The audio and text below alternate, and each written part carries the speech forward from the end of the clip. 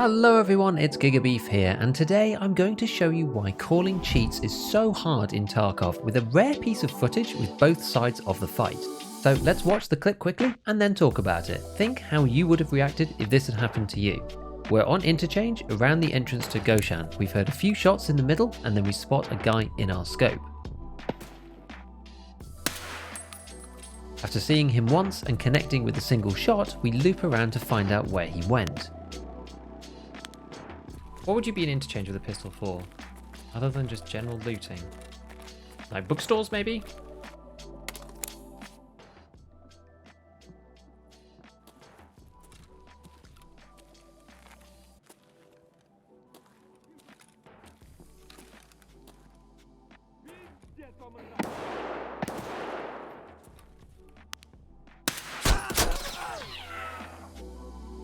Wow, okay.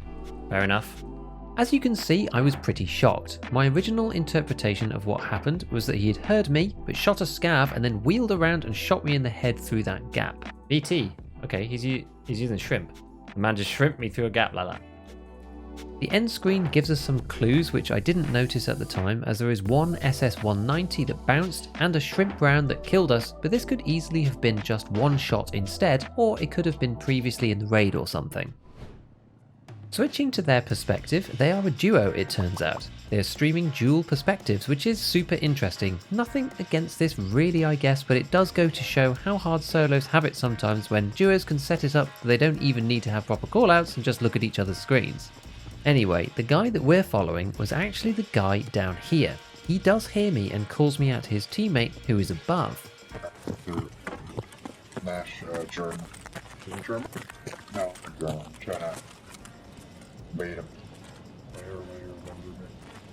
This is another classic situation where I didn't hear him at all, but he can hear me clear as day, despite him walking at normal speed above me, at least at first, and me crouch walking down below.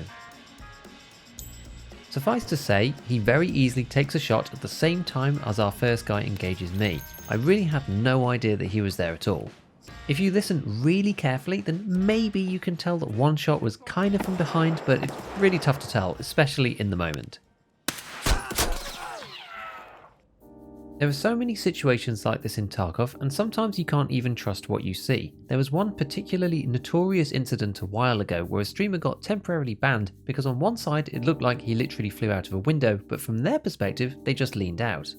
Now, I will say that it is rare to see a clip this bad anymore in 2022, as at least some of the issues have been improved. This was from about a year ago on Reserve with dual perspectives as well on Reddit from a poster called Ecstasy. But it just goes to show how hard it can be to figure out what is going on. Between the networking, audio and other potential issues combined with Tarkov's map complexity, super low time to kill and the occasional piece of incredible luck, it's next to impossible in most cases to call out cheaters correctly. This is the reason why the only logical response is to report on potentially suspicious encounters, help BSG and BattlEye out and let them do their work. If the player is innocent, it will just be another random report across lots of different players and have no effect. But if they are doing something untoward, it will help build up a profile along with everyone else that reports them as well. I have no idea whether that is sensible or not. I think it probably is legit, but for the benefit of the doubt, I'm going to press the button anyway. Right, I'm bad at interchange, so I don't actually think he was cheating.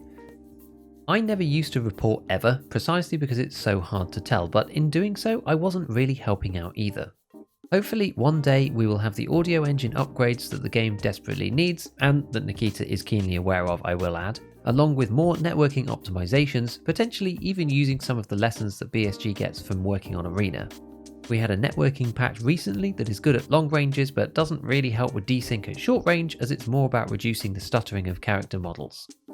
Cheating is a really annoying problem in Tarkov, don't get me wrong, but try not to let it get into your head too much. For the majority of the player base, it should be relatively rare to run into them. There's nothing that you can do anyway other than report, and just bear in mind that there are 1,000 reasons why something might seem suspicious when in reality there is nothing strange going on at all. As usual, a big shout out to all my patrons, hit all the buttons if you enjoyed today's video, and as always, have fun in your raids.